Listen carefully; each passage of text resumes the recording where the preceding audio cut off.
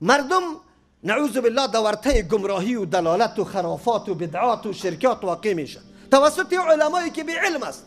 خود شما شنیده، براتون واضح است. یک عالم میگه ما در روز قیامت به امام ابو حنیفه رحمه الله چی جواب بگیم؟ در روز قیامت ما در ابو حنیفه رحمت الله چی جواب خواهد گفتیم؟ دین به ما تیار کرده آمد، مذهب به ما تیار کرده آمد، 4 تا قطاع طریق آمدن، اونها والله ما موحد هستیم، والله ما فلان هستیم، میزنه به جان علمای گذشته ما. این عالم است. وقتی که یک مقتدی گپی عالم بشنوه، مقتدی در ذهنش میگرده که بله در روز قیامت امام ابو حنیفه رحمه الله یک سوال و جواب از ما داره غیر از الله سبحانه و تعالی. اونجا سوره فاتحه را میخوانه مالک یوم الدین، اختیاردار روز جزا کیست؟ الله سبحانه و تعالی است. یوم لا تملک نفس لنفس شیئا، روزی که هیچ نفس به نفس دیگر هیچ چیز را در اختیار نداره بدون اذن الله سبحانه و تعالی. پس امام ابو حنیفه رحمه الله از کجا از مردم سوال بکنه که در کدام راه رفتی؟ یک عالم در یک مجمع بزرگی که علما نشسته است، حتی در اون مجلس سرش انکار هم نمیشه که تو گپت خطا است، لااقل پرزه روان شوه. شما بگویی که مردم کدام طرف بره؟ عقیدش به الله جور شوه یا نه که به مخلوق جور شوه؟ به کدامش جور میشه؟ بگویی کجاست؟ عقیده کدام طرف میره؟ عالم دیگه ما میخیزه میگه کسی که امروز قرآن و حدیث میگه او کفر است. یک کسی به نام مولانا ابراهیم پاکستانی بود، یک چند وقت سلفی شده بود، فاش بگوییم وابی شده بود. نعوذ بالله. رسانه ها و رادیوهایی که قرآن و حدیث نشر میکنه کفر است. ایمان تقلیدی است نه استدلالی میگه. ایمان تقلیدی است. الله اکبر. تو الله را نمیشناسی که یک گونه است، تو ایمان تقلیدی است. عجیب است. او خود میگه در جلسه دستاربندی به علما خطاب میکنه، دستش بوسه میشه. امی آدم میگه کسی که قرآن و حدیث میگه کفر است. دیروز شما بگوی که عوام چی فکر بکنه؟ هر کسی که قرآن برش باز میکنه ترجمه میکنه یا حدیث برش باز میکنه میگه نه این کفر است. نعوذ بالله. ما نیاز به این گپا نداریم. از یه عالم چی برداشت بکنه؟ علما از دستاربندی است، بس تا عالم نشسته است، حتی یک ادنا انکارم سری عالم نمیشه. دو عالم دیگه ما میگه بول رسول الله صلی الله علیه وسلم بیرون رفت کرد. جناب رسول الله صلی الله علیه وسلم با یک جای بول کرد. یک کسی ام ایمن نام داشت. رسول خدا که دوباره میآید صلی الله علیه وسلم، ام ایمن برآمد پارید که جناب رسول الله با کجا بول کرده. سبحان الله بگوین برادران عزیز. بالاخره از بویش یاد بوی عطر میداد بول رسول الله علیه السلام. عطر جناب رسول خدا را بوی کرد و نوش جان کرد. دوباره آمد گفت که یا رسول الله صلی الله، گفت کجا بودی؟ گفت که بول معطر شما را نوش جان کردم. ببین حدیث مستندی که سنن داره خودی روایت میکنه. جناب رسول الله صلی الله علیه و سلم مهربانی کردن که خب دیگه کسی که به شکم او عطر ما بخورد، بول ما برود، شکم او هرگز گرسنه نمیگردد.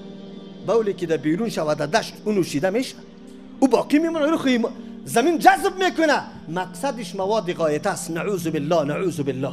در یک حدیث صحیح کسی ثابت بکنه که مواد غایطی پیغمبر علیه السلام کسی خورده باشه، نعوذ بالله. دعوت به این میده که مردم مواد غایطی پیغمبر علیه السلام خواست دنیا رحلت کرده. او جناب پیر صاحب میگه که از مرا نعوذ بالله آب دستی مخلوق مردم نمیشویه، نمیخوره، نخورده. مردم کدام طرف حرکت میکنه؟ بگوی شما. مردم میگه مولوی صاحب بسیار جدی گپ میزنه. به الله قسم این حالت که میبینی به پیش مردم خود دین اهمیت نداره، سری گپا نمیدانه. کسی که دین پیشش اهمیت داره خبر داری که این مخلوق در بدر کردن به جهنم روان کردن نیست. دیگه بگویه که نعوذ بالله الله یک قریه را عذاب میداد، جبریل امین امر کرد تیر عذاب بده. پس به الله سبحانه و تعالی میگه به خاطر احترام بزرگا و ریش سفید میگه که ریش سفید که احترام داره. پس میگه به الله گفت که نمیشه یک ریش سفید لواتت میکنه بابتا کاری خود خلاص نکرده. نعوذ بالله. الله گفت که معطل کو. ببینه این کفریات از کجا گفته میشه؟ عالم ما یا سر منبر هزاران نفر نشسته گریان برش میکنه و مردم کدام طرف بریم؟ چی بکنیم؟ عالم است؟ عالم دیگه ما میگه پیر ما امیالی از قبر مرا میبینه و تصرف داره در وجود ما. اگر یک توجه سلبی بکنه علم از ذهن ما میروه و قیوم الزمان است، یعنی تدبیر کل دنیا و کائنات او میکنه.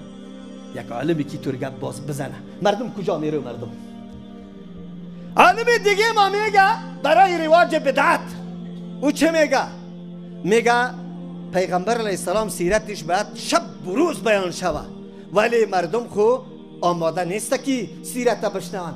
لا اقل یک روزی 12 ربیع الاول خو سیرت بیان کنیم. یا عالم دالی سیرت نشناخته که سیرت پیغمبر کل زندگیش است 23 ساله. کل قرآن سیرت رسول الله صلی الله علیه و سلم است. احادیثی که مدون شده سیرت کیست؟ رسول الله صلی الله علیه و سلم. و تو را در یک ساعت و در یک روز برای شما پخته کردن بیان میکنی؟ چی گله کنیم؟ عالم دیگه ما میخیزه میگه این حدیث عقل قبول نمیکنه، تاویلات میکنه، نعوذ بالله. میگه والا اگر مرد زن بشویه چی رقم میشه؟ چی رقم میشه؟ در کجایش سعی کنه؟ این نفرای دیگه که امرایش هست این کجا را سعی کنه؟ شما مرده را لچ میشوی؟ مردم بیگانه را میاره سری مرده؟ تامی ساعت قطی سیاست یگانه شخصی که حلال است برش دیدن عورت یکی دیگه و جسم یکی دیگه کی است؟ زن و شوهر است. و امی زن در روز قیامت اگر اردو مسلمان و جنتی باشه امو زنش است، دیگه زن نمیشه، دیگه حولا برش داده میشه، امی زنش است، میگه نکاح باطل میشه. مردم کدام طرف برای حرکت کنه؟